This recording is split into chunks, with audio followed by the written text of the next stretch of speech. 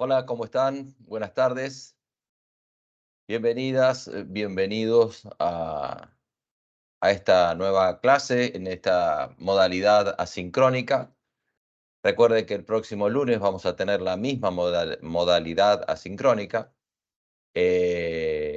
Así que, bueno, espero que les sea de utilidad. Cualquier consulta o duda lo hacen a través de los canales habituales. Recuerden que por el canal de YouTube lo hago más rápido de YouTube. De Facebook lo hago más rápido porque lo tengo en el celular.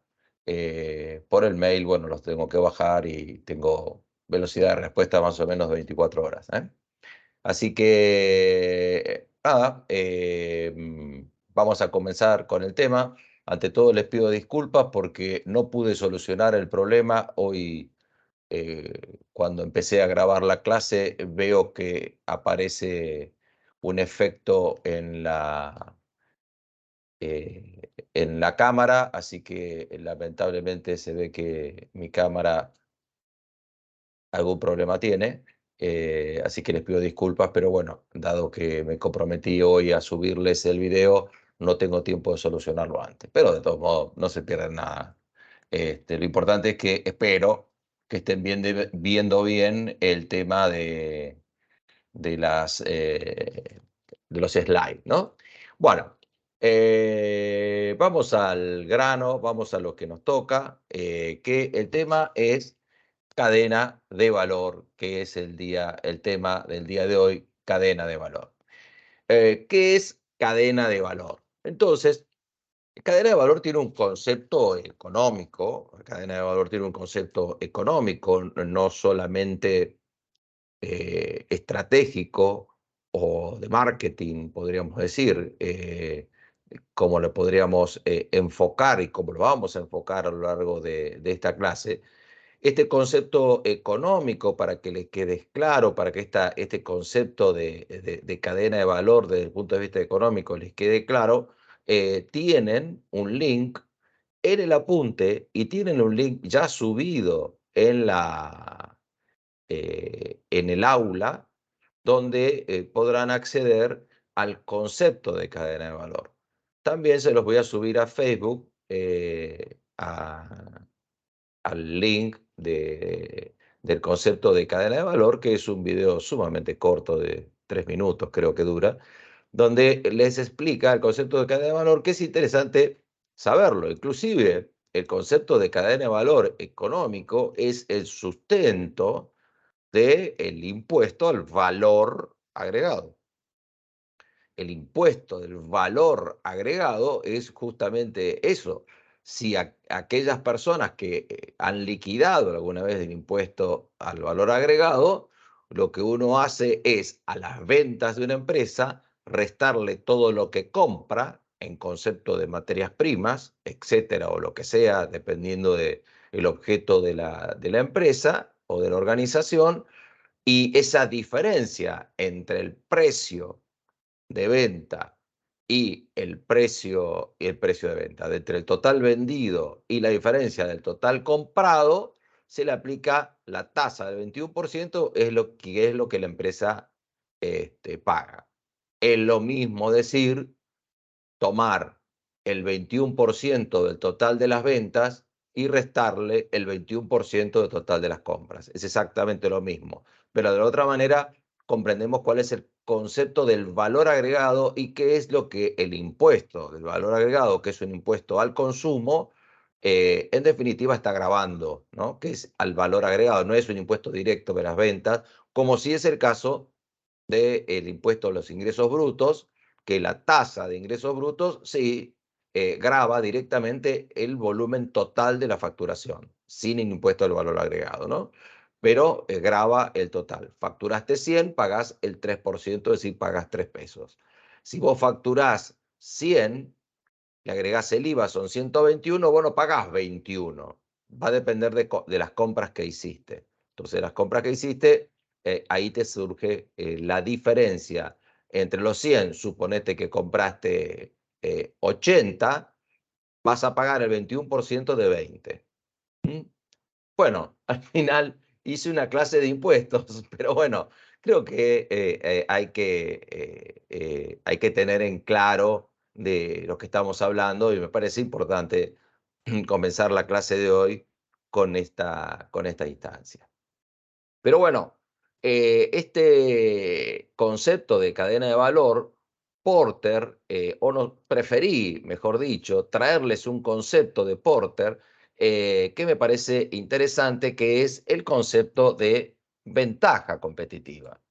El concepto de ventaja competitiva se sustenta en dos preguntas fundamentales, que cuál es el valor rentable, como lo están pudiendo leer, a largo y mediano plazo para un determinado tipo de empresa. Es decir, eh, estamos hablando de un valor, no de la compañía, ¿no? No de la compañía. ¿Cuál es el valor rentable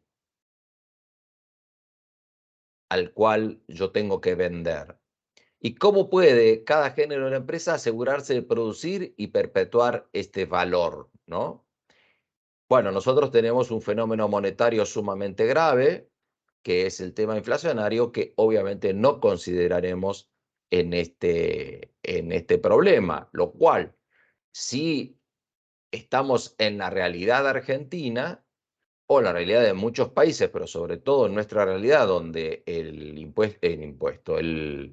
la inflación está alcanzando niveles sumamente preocupantes, el concepto inflacionario se centra en en la problemática de cómo perpetuar ese valor. Es decir, que el concepto inflacionario está absolutamente inserto en esto. Esto es una breve y somera explicación del por qué el fenómeno inflacionario a veces entra en una espiral interminable. Eh, no estamos hablando no estoy hablando de este gobierno ni de mucho menos, estoy hablando del fenómeno inflacionario en general. Con lo cual, quienes tienen a cargo la dirección de la organización tienen la problemática de sostener la ventaja competitiva en un contexto inflacionario. Con lo cual, el contexto inflacionario, además del aumento generalizado de precios, produce un efecto adicional, que es la ruptura de los precios relativos. Entonces, eso quiere decir que antes eh, el producto que estabas vendiendo era un 20% más barato que el de tu competidor, o un 20% más barato que un producto sustituto, y entonces se produce que los aumentos generalizados de precios comienzan a ser irregulares dependiendo de los mercados, y con lo cual de repente te encontrás que tu producto o es más caro o la diferencia es mucho mayor del 20%. También pasa con distintos rubros o distintos productos de la economía, donde quizás comprar verduras resulte mucho más caro que en tiempos anteriores, porque el aumento ha sido mucho más fuerte en las verduras que en otros alimentos. Por darte ejemplos palpables, ¿no?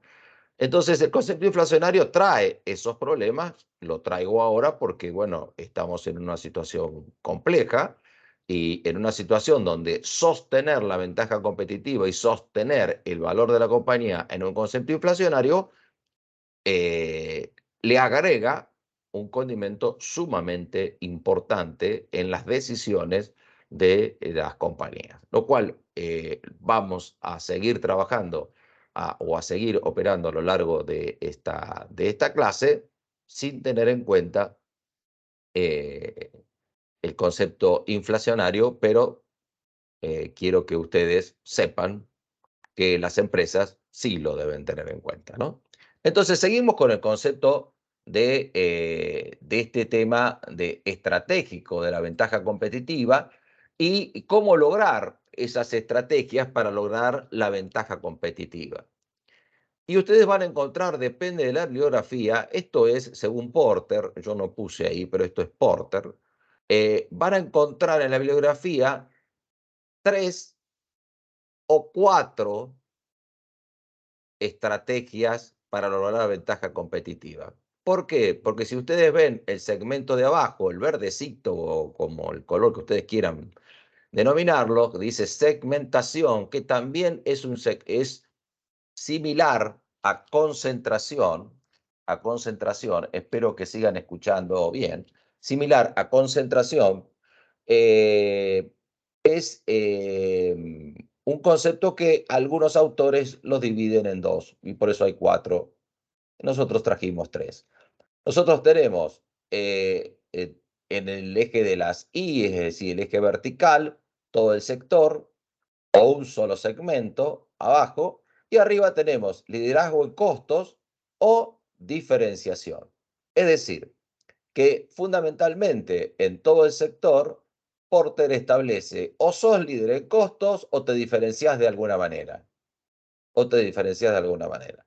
Es decir, líder en costos es sos líder en costos directamente, sos líder en precios, ¿no? Entonces, o lideras en costos o te diferencias de alguna manera de tu competencia, con lo cual obtenés la ventaja competitiva. La diferenciación es una estrategia muy utilizada en los productos llamados commodity, es decir, aquellos productos que no tienen una diferenciación entre lo que lo comercializa uno u otro, como por ejemplo la sal, el azúcar, qué sé yo, el maíz y ese tipo de cosas son commodities. También el petróleo, etcétera, etcétera, etcétera. Hay otros varios tipos de commodities, ¿no? Con lo cual, vamos a un producto, las góndolas, cómo se diferencian en las estrategias de diferenciación de productos que pueden ser muy similares, como el arroz, el azúcar, la sal, etcétera, etcétera.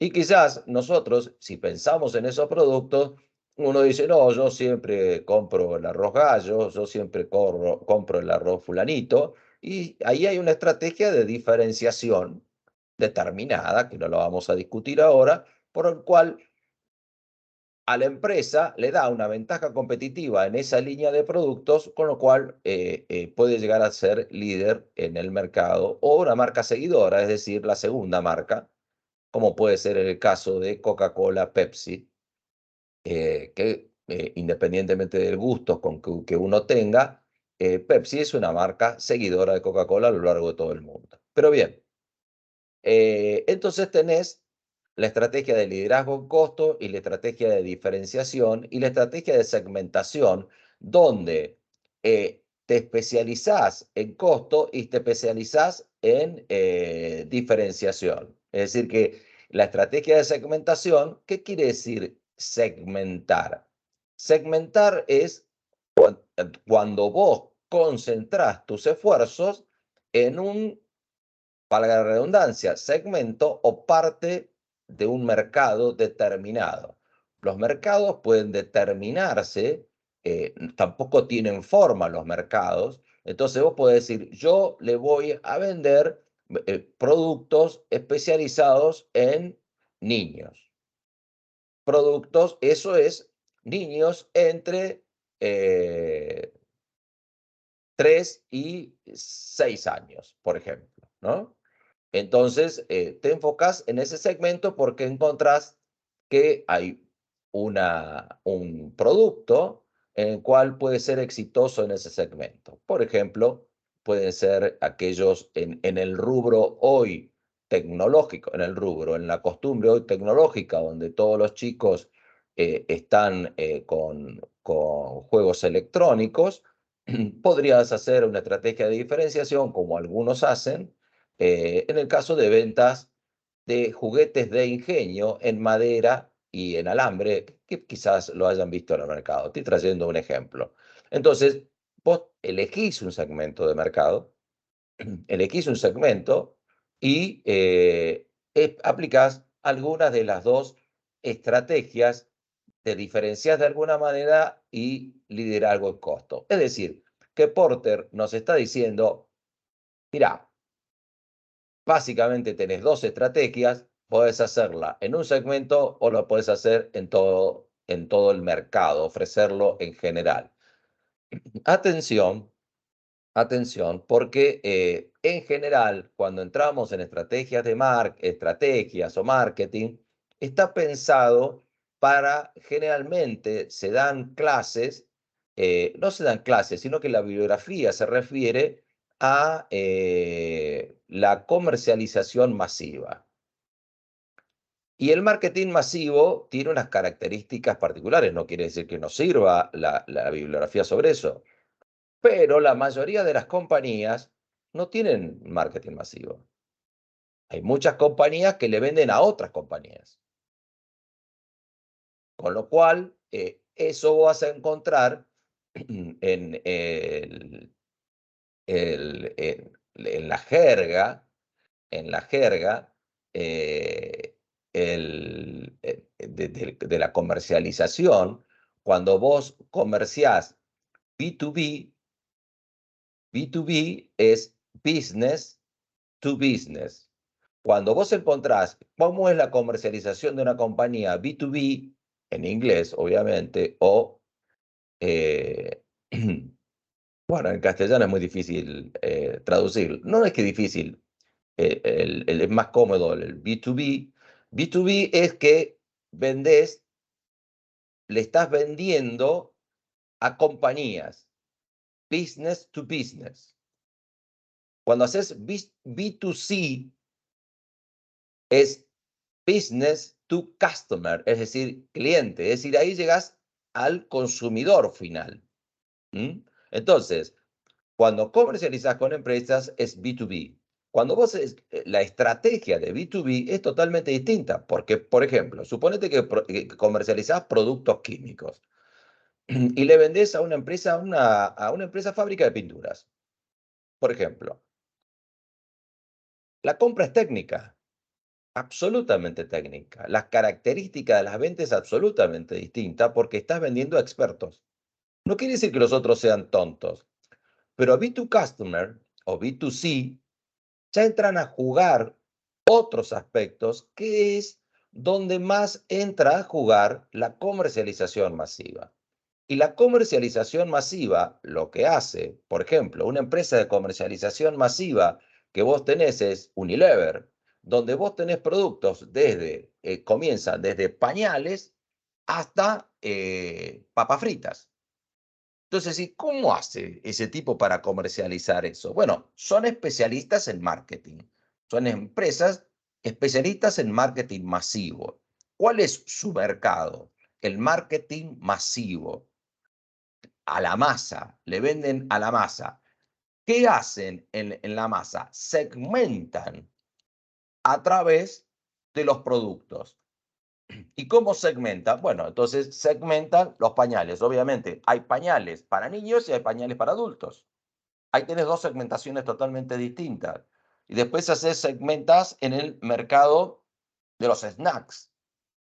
Entonces, y así los mercados de los perfumes, etcétera, etcétera. Ahí tenés la estrategia de segmentación que te está diciendo Porter. Espero que haya sido claro, porque no me puedes hacer preguntas, pero bueno, espero que te haya quedado claro este cuadrito que nos tira Porter, que a veces es difícil no de comprender, sino de llevarlo a la práctica, ¿no? Lo cual no es para nada difícil llevarlo a la práctica. Es absolutamente práctico. Pero bueno, perdón. Entonces, seguimos con esto y ya estamos entrando cuando podés utilizar casi simultáneamente tanto el liderazgo costos como la diferenciación. Y te da 3 puntos. Cuando tus competidores son malos, entonces puedes hacer lo que quieras, obviamente. En el caso de que tengamos una tecnología exclusiva, nuestra empresa tenga una tecnología exclusiva, entonces nos da una ventaja competitiva la tecnología, con lo cual vos podés aplicar la diferenciación y el liderazgo con costo de manera simultánea por una tecnología determinada. Por ejemplo, 5G. Tenés 5G, sos la única compañía que puede aplicar 5G. Eso es muy difícil porque, bueno, eso se licita y es a nivel nacional, pero no importa, tómalo así como un ejemplo que se me ocurrió ahora. Eh, bueno, y en el caso de coordinar estrategias especiales que puedas, conjuntas, que puedas diferenciarte de tus oponentes, ¿no? En esos tres casos, Porter establece que vos podés utilizar costos y diferenciación. En la práctica, esto no es tan tajante, pero digamos que hay muchas compañías que aplican estas dos cuestiones que tiene que ver con la diferenciación o liderazgo en costos por algunos de estos factores o por una mezcla de estos factores que estás viendo. ¿Vamos bien? Hasta ahora, espero que sí. Están todos, esto es bueno, dar las clases así, porque está toda la gente contenta, ¿no? Nadie dice nada, ni levanta la mano, ni nada. Pero bueno, dejo de decir pavadas y seguimos adelante. Me veo medio raro con ese, parece la televisión cuando veíamos directo vía satélite, cuando yo era chico, veíamos los partidos o las peleas, porque era muy común el boxeo en aquellos tiempos, cuando era pequeño yo, en la década del 70, fundamentalmente, y bueno, se veía todo así como me veo yo ahora, pero bueno, nada más que en blanco y negro. En fin, insisto en seguir diciendo pavadas y vamos adelante. Entonces, aquí entramos a una de las cadenas de valores que ustedes tienen, McKinsey. McKinsey es una consultora que se ocupó de hacer varios conceptos, no solamente valor, sino estratégicos, matrices y una serie de cosas, así que seguramente lo van a encontrar por distintas por otras materias o disciplinas. Entonces, la cadena de valor que dice McKinsey acá tiene diferencia la tecnología, el diseño de producto, la producción, marketing, distribución y servicio, ¿no? Bien, yo acá te hago la primera salvedad. La cadena de valor, esto no es tajante para todas las compañías. Entonces vas a decir, esto depende. Va a depender porque yo no tengo producción. Bueno, ¿qué sos? Empresa de servicios y tenés operaciones, digamos, ¿no? Entonces, generalmente cuando hablamos de operaciones, estamos hablando de empresa de servicios. No necesariamente, pero estamos hablando de operación que tiene que ver con toda la generación del servicio. Es decir, vamos a suponer una empresa de servicios grande, Amazon, Mercado Libre. Bueno, ¿hay producción? No, pero hay una operación. Hay una operación. Yo te puedo decir un tema, supongamos que esta sea una cadena muy fuerte de restaurantes. Por ejemplo, en Argentina, las cadenas de restaurantes, hay muy pocas cadenas de restaurantes grandes. El grupo Aragón, que es dueño de Kentucky y de muchos otros restaurantes y pizzerías, no solamente de las pizzerías, sino que tiene muchos restaurantes, tiene alrededor de 600, escuchar, 600 locales. Hay que administrar 600 locales, ¿no? Hay que administrar 600 locales. En el exterior, sobre todo en Europa, los grupos gastronómicos también tienen ese número de locales. Yo no sé si el Grupo Aragón, no me fui de mambo, me parece que tiene 300 locales, pero de todos modos, entre 300 y 600, ya lo que te da una pauta es que suponete que vos quieras decir, yo voy a ir a visitar a los locales, no tenés tiempo. No te dan los días para ir a visitar los locales. O sea que, en principio, no vas a conocer físicamente los locales, ¿no? Y tenés que administrar eso. Bueno, nuestra materia se dedica a la organización, por eso te voy tirando estos tips. Entonces, en gastronomía sí podés tener producción, porque cuando vos tenés una economía de escala, acordate, vimos economía de escala, bueno, si no, revisá y ahora con el chat con el chat inteligente, te podés decir, che, decime lo que es economía de escala, que me están jodiendo en la materia, y te tira, bueno, si el profesor te jode en economía de escala, decile esto y te va a ir bien. Bueno, aprovecha el chat. Antes te decía, búscalo en Wikipedia, pero ahora, o si no, lo que puedes buscar también es muy útil. YouTube, hay algunos que son muy plomos para hablar, pero otros que en 3 minutos te dicen todo, que son lo más importante para sacarte el concepto. Pero bueno, búscalo vos a esa historia, y tienen la economía de escala. Cuando tenés muchos locales, hay sectores de producción. Por ejemplo, hay cadenas de pizzerías que la masa o lo que se llama el bollo que conforma cada pizza se realiza en una planta centralizada y se distribuye entre todos los locales. Los locales no realizan el bollo de la pizza. Y es más, le distribuyen también las salsas. Es decir, que las salsas también se hacen de manera centralizada. Es una manera, eh, que, de asegurarte también que los productos sean similares en toda la cadena, ¿no? Bien, entonces, volviendo a este tema de cadena de valor de McKinsey, te diría que el tema es relativo en función de lo que vos tengas, de la empresa o del sector de lo cual nos estamos refiriendo. Pero no cabe ninguna duda que es absolutamente orientativa para que tengamos el concepto de lo que es cadena de valor. Bien, y aquí entramos a la cadena de valor de don Michael Porter, donde puedo decir, flaco, ¿qué me hiciste acá?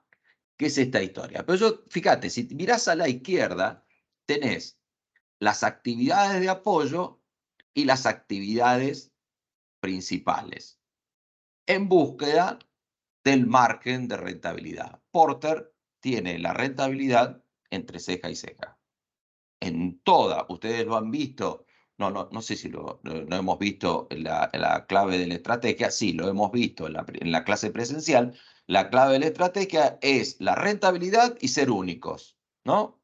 Es la clave de la estrategia. Y acá el margen te lo vuelve a traer Porter como diciendo, flaco, todo esto, el valor es en función de buscar el mayor margen posible, ¿no? Entonces, Porter establece una cadena más compleja donde dice, tenés actividades de apoyo, es decir, actividades que influyen indirectamente en la cadena de valor, y actividades principales. Y acá tenemos que hacer la misma salvedad, es decir, que las actividades, perdón, que van a ser de apoyo principales van a depender de la compañía. Van a depender. Quizás algunas sean recursos humanos en una empresa de servicios, por ejemplo, que se dedica a un estudio de auditoría. No sé si pondría tan el tema se me cargó el micrófono, tan el tema en, no pondría el acento, digamos, en recursos humanos. Bueno, espero que se me esté escuchando, y no voy a tener que hacer todo esto de vuelta y va a ser muy gracioso de mi parte. Bien, en fin, voy a tener que tener la mano acá para tener el micrófono. Bueno, entonces, te reitero, porque con mis pavadas, entonces, las actividades, si bien vamos a estudiar estas actividades, ten en cuenta que dependen de esa cuestión que tenemos que tener en cuenta de la diferenciación de la compañía o el sector que nos estemos dedicando, nos estemos ocupando, o la empresa que estés administrando, etcétera, etcétera, etcétera. Entonces, tenés en las actividades principales, tenés logística interna, tenés operaciones, producción, logística externa. Bueno, hoy la logística interna es todo lo que ocurre ¿Se acuerdan de la trazabilidad que estuvimos hablando? Todo lo que ocurre dentro de la organización. Y la logística externa es todo lo que ocurre fuera de la organización, pero que a vos te hace a tu logística. Hoy se llama supply chains, es decir, la cadena de compras o de abastecimientos es toda una sola, y donde la logística interna y la externa están absolutamente vinculadas y están también absolutamente vinculadas a ventas y marketing. Y al servicio de postventa y mantenimiento, es decir, es toda una línea. Porter ya lo estaba especificando al tema de la cadena de valor.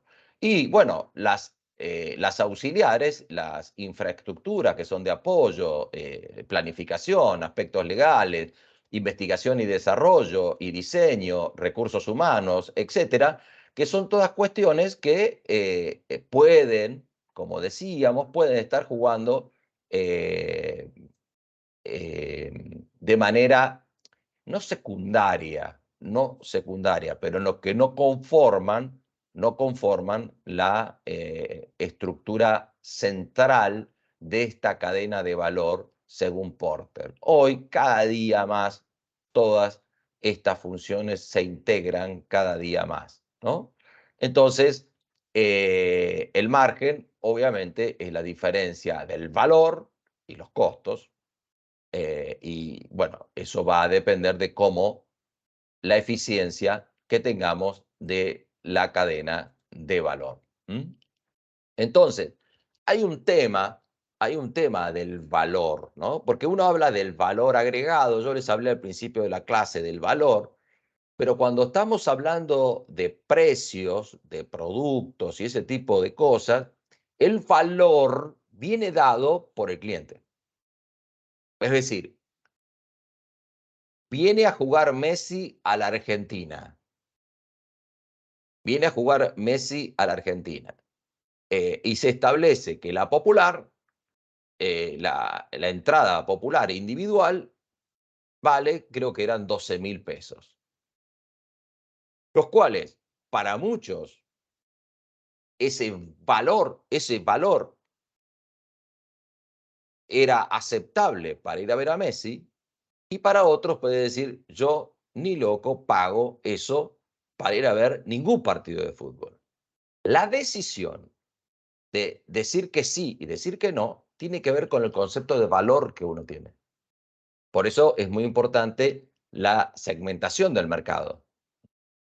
Tenés que segmentar en un mercado donde, claro, a mí me encanta el Mercedes-Benz, me encanta, pero bueno, yo no tengo la posibilidad de adquirirlo. Es más, ni siquiera tengo la posibilidad de que me lo regalen y mantener un vehículo de esa naturaleza, porque la patente de ese vehículo me funde mensualmente. Entonces, es un tema que juegan muchos aspectos del valor. Puede venir del valor porque necesariamente, es decir, hay personas que podemos llegar a pagar mucho dinero por ejemplo, ir a ver una banda determinada, una banda de música, me refiero, o por hacer alguna actividad especial o por ir a verlo a Messi. Ese es un tema de valor importante, un tema de valor importante. Por ejemplo, volvemos a los commodities. Yo trabajé en restaurantes y hice pricing también. Y cuando vos haces pricing en restaurantes, por ejemplo, vos llegás a un momento del el agua o de las gaseosas. Eso, entre comillas, en el sector gastronómico son commodities. Vos te sentás y la botella de Coca-Cola o la botella de agua mineral sin gas o con gas que te sirven en un restaurante de alta gama es la misma que un restaurante en un bar, cualquiera. Entonces, ¿cuál es el valor que le vas a poner? Porque independientemente que la persona en un restaurante de alta gama tenga mucho dinero o el dinero suficiente para pagar una cuenta abultada de 20.000 pesos por persona o más, eh, tiene ese concepto de valor, es decir, no me podés cobrar 1.000 pesos un agua que afuera está 250, 300 pesos o 400. ¿Ah? Digo, para que tengamos el concepto de lo que es valor. Y por último, vamos a ver el tema del sistema de valor de Porter. Y el sistema de valor de Porter, esto ya es visto más tomando distancia, como cuando alejamos el GPS y vamos tomando distancia. Entonces, en este GPS del valor, Porter nos establece la cadena de valor de los proveedores, y acá tenemos, no sé si se alcanza a ver las liñitas, espero que la puedan ver, todas las distintas cadenas de valores que alimentan nuestra cadena de valor, que está en rojo, es el valor de la organización, y nosotros como organización, las distintas cadenas de valores que vemos en los distintos canales donde podemos llegar a participar. No necesariamente todas las organizaciones pueden tener esta cadena de los canales, porque puede ser que directamente lleguen al consumidor. Pero bueno, en general, digamos, los sistemas de valor tienen este formato, lo cual es sumamente más complejo, por supuesto, pero por lo menos tenemos una característica. Nosotros vamos a ver este sistema de valor y también el impacto que las organizaciones tienen fuera de esta cadena de valor, que tiene que ver con los impactos sociales y los impactos en el medio ambiente, y lo vamos a ver oportunamente. Bueno, si quedan algún tipo de dudas o consultas, lo canalizan por los medios que ya dijimos. Por el tema de cadena de valor ya está terminado. El próximo lunes vamos a estar viendo entornos organizacionales, así que les deseo un buen fin de semana y nos encontramos asincrónicamente el lunes próximo, lunes 3 de abril, por este mismo canal. Chao, gracias.